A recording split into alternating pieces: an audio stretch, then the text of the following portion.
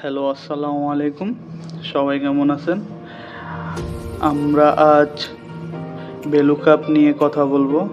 VLOOKUP কিভাবে করতে হয়?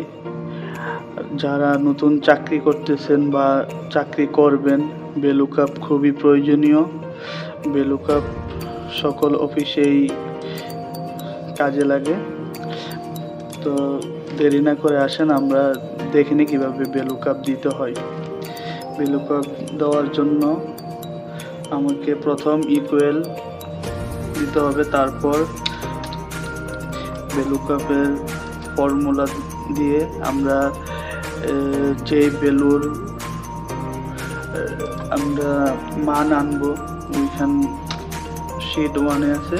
শিট 1 এ যেমন এই যে এটা একটা ভ্যালু, এটা হচ্ছে একটা কোড। এই কোডের জিনিসটা, এটার টিপি কত, এটার এমআরপি কত, আমরা এই VLOOKUP দিয়ে নিয়ে আসবো ওই শিট থেকে। তারপর আমরা কমা ইউজ করব।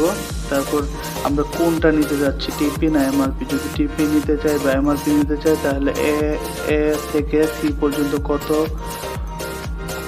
তাই এটা তিন নাম্বারে আছে। আমরা 3 নাম্বার দিয়ে কমা দিব। কমা দিয়ে আমরা যে